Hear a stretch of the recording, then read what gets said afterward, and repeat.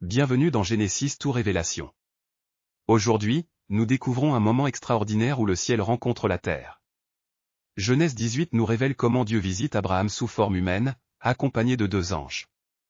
Cette rencontre transformera notre compréhension de l'hospitalité, de l'intercession, et de l'intimité avec Dieu. Lisons ensemble Genèse 18, versets 1 à 8, l'Éternel lui apparut parmi les chênes de Mamré, comme il était assis à l'entrée de sa tente, pendant la chaleur du jour. Il leva les yeux, et regarda, et voici, 3 hommes étaient debout près de lui. Quand il les vit, il courut au-devant d'eux, depuis l'entrée de sa tente, et se prosterna en terre.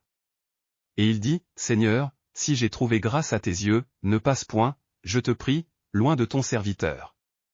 Abraham reconnaît immédiatement qu'il reçoit une visite divine extraordinaire. Observons des détails que nous négligeons souvent. Premièrement, Abraham était assis à l'entrée de sa tente pendant la chaleur du jour. Cette position n'est pas anodine, c'est la posture d'un guetteur hospitalier, prêt à accueillir les voyageurs épuisés. Deuxièmement, il eût couru vers eux, à 99 ans. Cette urgence révèle une reconnaissance spirituelle immédiate. Troisièmement, notez l'unité parfaite du couple, Abraham commande, Sarah obéit immédiatement, préparant elle-même les gâteaux. Quatrièmement, quand Dieu demande où est Sarah ta femme, il connaît déjà la réponse. Il veut l'inclure dans cette promesse divine. Enfin, Abraham les accompagne pour les reconduire, l'hospitalité biblique ne s'arrête jamais à mi-chemin. Ces détails révèlent les principes divins de l'accueil authentique. Cette rencontre révèle des transformations théologiques majeures.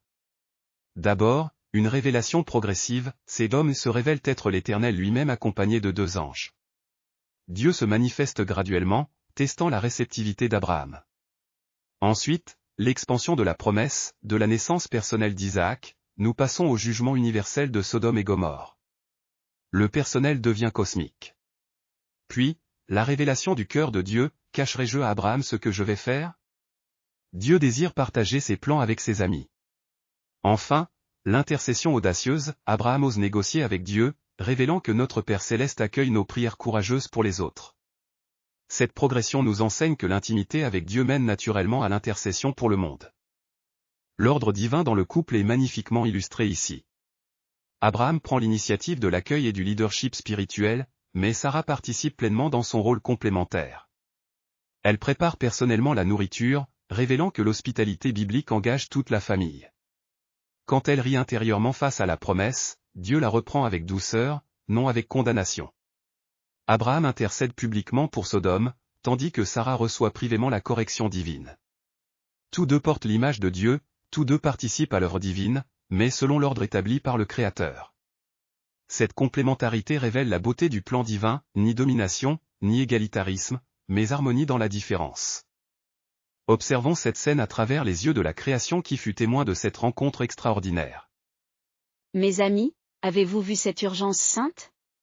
Abraham a couru vers ses visiteurs comme s'il reconnaissait quelque chose que nous ne pouvons saisir. Oui, petit agneau. Et regardez cette harmonie parfaite, Abraham commande avec autorité, Sarah obéit avec grâce. Quelle beauté dans cet ordre divin! Ce qui me frappe, c'est cette hospitalité totale. Il donne le meilleur veau, le pain frais, le lait caillé. Il se dépouille pour accueillir. Nous, animaux, nous savons servir, mais eux choisissent de servir. Et maintenant Abraham ose intercéder pour Sodome. Quelle audace sainte! Il négocie avec l'Éternel comme un ami proche. Cette intimité me dépasse. Abraham peut plaider pour d'autres devant le trône. Quelle bénédiction extraordinaire donnée aux humains! Comment appliquer ces vérités aujourd'hui? Premièrement, cultivons l'hospitalité authentique. Comme Abraham, soyons des guetteurs prêts à accueillir les visitations divines dans notre quotidien. Dieu visite encore, parfois sous des formes inattendues. Deuxièmement, développons une vie d'intercession courageuse. Abraham nous enseigne que Dieu accueille nos prières audacieuses pour les autres. Il désire que nous plaidions pour nos familles, nos communautés, nos nations. Troisièmement, recherchons l'intimité avec Dieu. Il veut partager ses plans avec nous, comme il l'a fait avec Abraham. Cette intimité naît de l'obéissance et de la foi. Quatrièmement, vivons l'ordre divin dans nos relations. L'harmonie véritable vient non de la compétition, mais de la complémentarité selon le design divin. Prions ensemble, Père Céleste, comme tu as visité Abraham sous les chênes de Mamré, visite-nous aujourd'hui par ta présence. Donne-nous un cœur hospitalier, prêt à t'accueillir sous toutes les formes que tu choisiras. Enseigne-nous l'art de l'intercession courageuse, comme Abraham qui a plaidé pour Sodome. Nous nous tenons dans la brèche pour nos familles, nos communautés, et nos nations. Révèle-nous tes plans, car tu désires partager avec tes amis. Que notre hospitalité reflète ton cœur accueillant, et que nos prières touchent ton cœur compatissant.